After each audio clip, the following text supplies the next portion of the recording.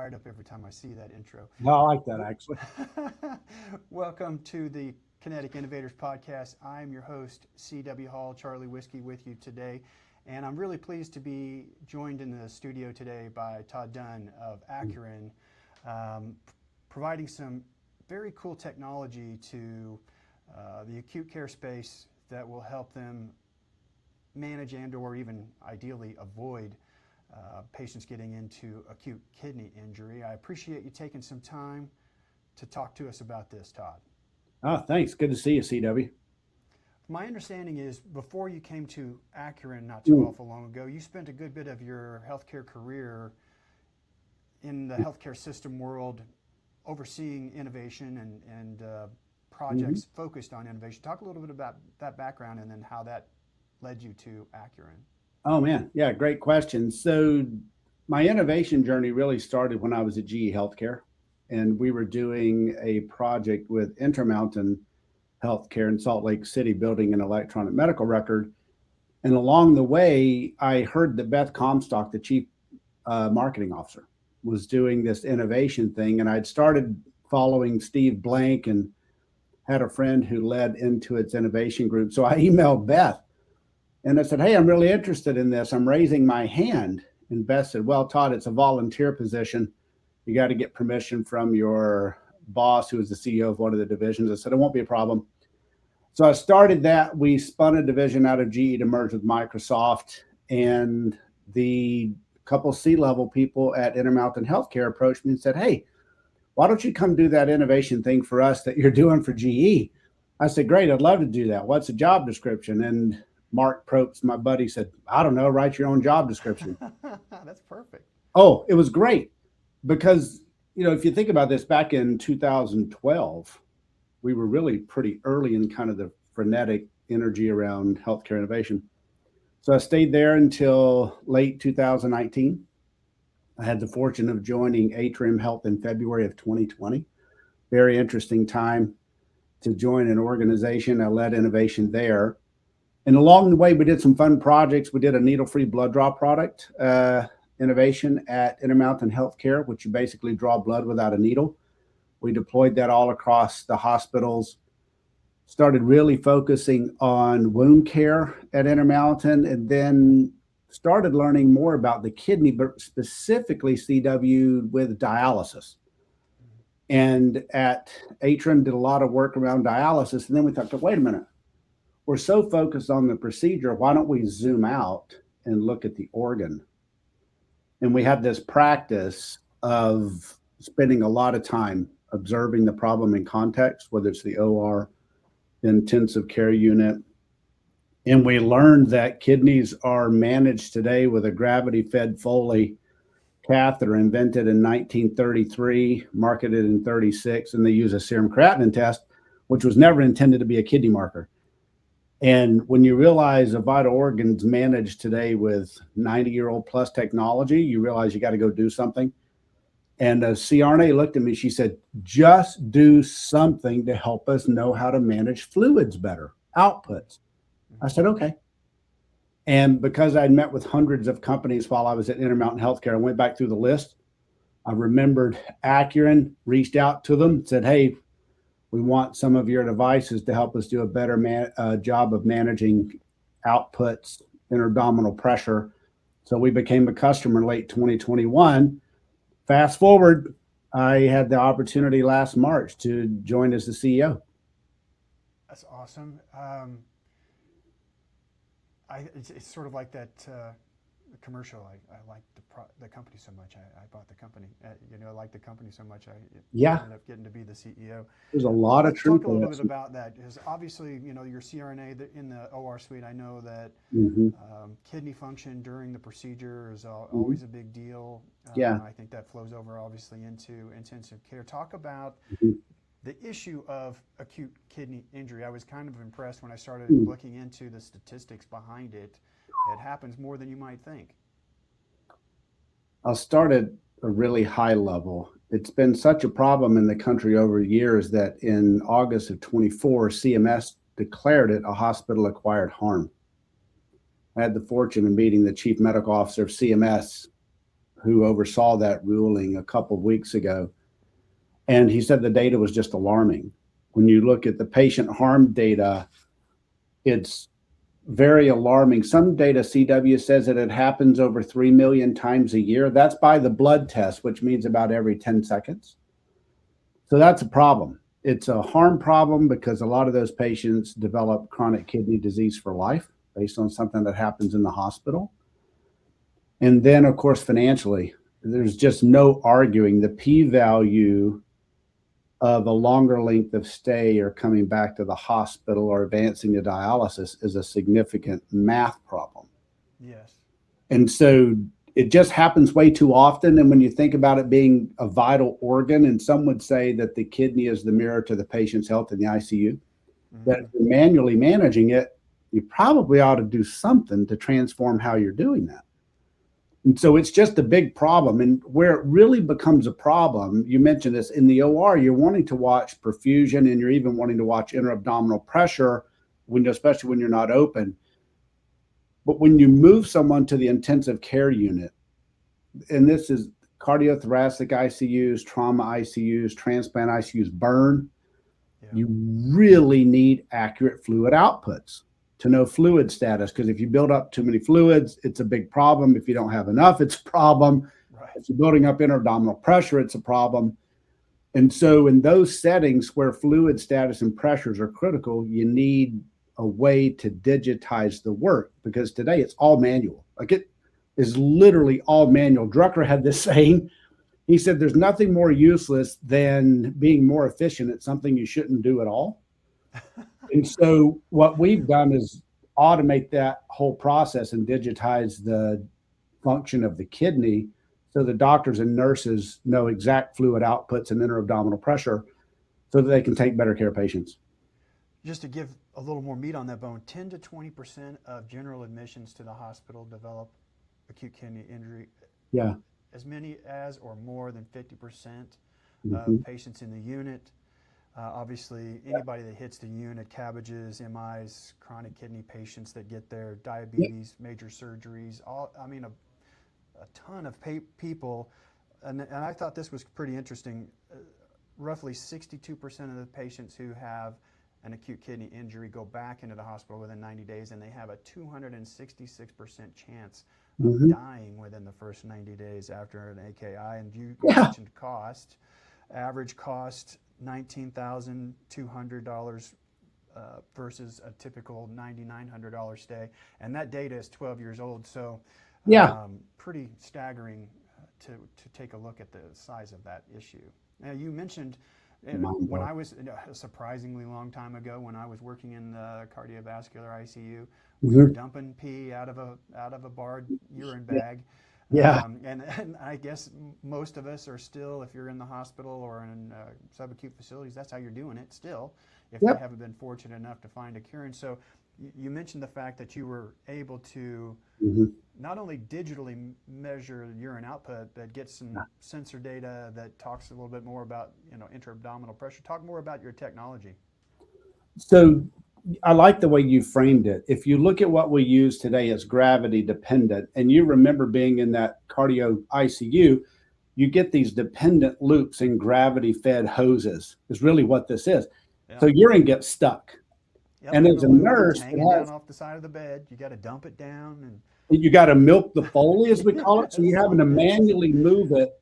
Yes. And you're manually moving it for a couple of reasons. If urine is stuck in the tube, it means it's retained in the bladder. Yep.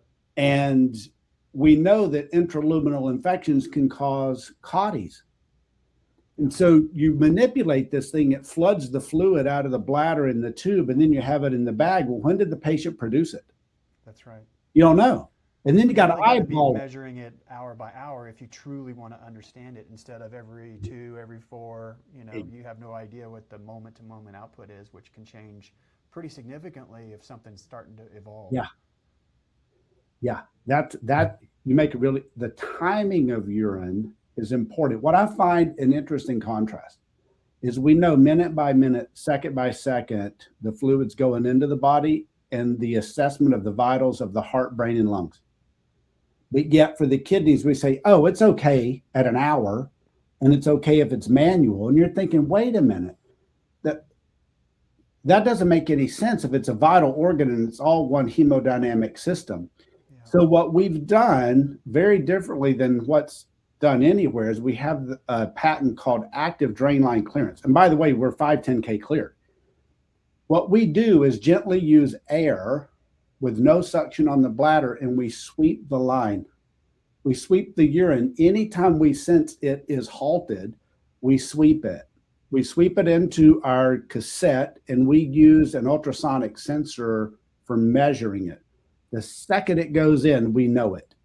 We measure it. We can display on the screen then, based on the KDIGO standard, kidney disease improving global outcomes, if the patient is in AKI by the urine standard, which is a minimum of 12 hours ahead of blood.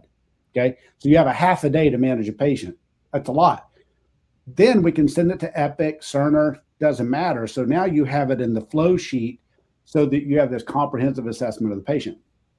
When you may remember, if you had a transplant patient in your cardiac ICU, any type, if a big one, you often had to worry about intra-abdominal pressure. And today that is 100% manual, and it's hard, and very few people know how to do it. I was just with a hospital down in Georgia, and this guy, he knew how to do it. And he said it takes him 20 to 30 minutes. Well, what did we do? We literally automated it. So we're sensing intra-abdominal pressure 100 times a second inside of the bladder with our catheter. So now you have a second by second assessment of IEP, and we trend it so that is CW's pressure going up as a trend versus it being a spot check based on suspicion. And then we give you that digital information. And I swear, if you give nurses and doctors the information they need, they're unbelievable. I mean, so you're saying that the digital device is actually able to tie into the EMR and essentially upload that data there. If there's an alert, if it sees a trend occurring or a worrisome measurement, it's going to, I guess, alert locally at the bedside, but also potentially in the chart at the console where I'm sitting at the desk. Yeah, well. And that's a great question because, by the way, what we've seen, CW, is that at some systems, they'll look at low urine output after 2 hours. The KDIGO standard, 6 hours. But they set a flag at 2 hours because if they haven't produced something in 2 hours, I want to be aware of it. And then they implement a fluid bundle, whether it's pulling fluids off or adding fluids. And the nice thing about having the data flow into your flow sheet, let's just take Epic because they dominate everything now. Then the hospital can set alerts based on their clinical protocols because we've given them reliable data versus the sporadic kind of manual data related to urine output and pressures today. And so either or, to your point, you can use the alerts that we give you to the standards on the device, or in your clinical expertise, you can decide inside of your hospital system, how do you want to trigger an alert for a team? And then do you want a remote ICU group watching this and then alerting the teams at the bedside? It's your choice because it's your data, it's your patient. Interesting. That was one of the things that I was kind of curious about as you described that. I'm like, is there kind of a central hub that is sort of overwatching this kind of vital piece of data as a second set of eyes? Maybe I'm not in the unit, but maybe a unit person is kind of keeping the corner of their eye on this set of data in case something alerts that they can kind of set a cascade of activity in motion. They can do that. We provide the data to them and they can set it up however they want. Believe it or not, one of our hospitals is actually sending an alert to the attending. Wow. And so you think, well, what does that mean? Well, if the nurses no longer have to manually manipulate the Foley, eyeball the bag, write it on their hand, go type it in the record, all that work goes away. That's right. All they have to do is maintain the hygiene of the Foley. That will always happen. And what's really interesting from my perspective is we have studies in burn units and other places that show we've reduced CAUTIs by 90% or more, like 1,000 catheter days without a CAUTI in a burn unit, reduced them by 90%. It's like, wait a minute, I can have a Foley and not worry about CAUTI. Like, yeah, but now CMS declares this a harm. How are you going to know your kidneys are in distress if you don't have a catheter? If urine is the vital sign of the kidney, you've got to have a catheter. And what we believe we've done is we've resolved that tension so that you can avoid CAUTIs, because fluid keeps moving and stagnant fluid is never good, as we all know. And we give you data on that fluid or that pressure so that you can have a comprehensive assessment of what the kidneys are doing. But if you really zoom out, you're thinking, okay, what's the hemodynamic profile of the patient? And how can I use that data to detect deterioration much earlier than we're detecting it today? But standardizing. Last thing I'll say, well, not last thing I'll say, everybody knows like what a Edwards hemisphere or IntelliVue and a Swan-Ganz catheter is. You're at a CV, you know what a Swan-Ganz is. Right. And I was down at Cedars-Sinai about 6 months ago. That's where the Swan-Ganz catheter was invented by Dr. Swan and Dr. Ganz. Oh, wow. And it hit me. That's what we've done for the kidney. We have a monitor that takes the data from a very intelligent catheter and makes it consumable and actionable by people at the bedside. And so I thought, well, to some degree, we're bringing the kidney into the modern age, just like we brought the heart and the lungs and the brain into it. Now we're just completing that picture of I call them the fluid pushing organs to really know what's going on with the body. So the catheter itself, you mentioned there's obviously some sensor built into it. From a patient's perspective, do they perceive any difference? Is it more or less just Zero. What you feel when you get a catheter? It's not really more rigid or larger or anything like that. No. It is kind of what it is. It's a catheter, but it just so happens that there's a tiny sensor wire that goes to the end of that. Yeah, I mean, I could hold it up and show it to you, but from the bladder kind of to the bedside, it's exactly the same. And we're not putting any pull pressure or push pressure on the bladder because that would cause harm. What we do is when it gets to the edge of the bed, we have a really intelligent hub that's using that air kind of like in a circular motion. Mm-hmm. And then it sweeps from there down to our monitor and our cassette. So the patient, the nurse, you're inserting a Foley. I gotcha. But we make it super intelligent. If you think about it today, there's no intelligence in a hose. It's a gravity fed Foley. It's gravity fed, which is just mind blowing. It's 90 years. We just make the fluid output automated, and then we digitize it to make sense of it against the global standard. And so what we do is we've just literally, I call it, when I worked at Intermountain, Dr. Brent James, Dr. Todd Allen, Dr. Shane Lewis, all these guys who are so deep into quality used to say, our job is to remove unnecessary variability. And that's always stuck with me. And at Accuryn, we've removed the unnecessary variability of fluid output management and intra-abdominal pressure. Make it highly reliable. It's a highly reliable solution for kidneys. Now, I know that you have numerous deployments. There's a growing number of hospitals around the country that are using your technology. Are you seeing similarities between them? Or are they entities that kind of come with some level of, hey man, we got to get this AKI experience down, or what does the facility look like that is deploying this? That's a great question. Maybe I'll start with what I'm seeing and have experienced is the mindset of early adopters. Mm-hmm. For us at Accuryn, it was 100% about patient safety and innovating around patient safety, making it easier for teams to do care. Dr. Scott Rissmiller and his team created a program when I was there called Best Place to Care. And that really motivated my innovation team and I to find a way to make it a better place to care. And so it's a little bit of a mindset and a culture, an early adopter thing.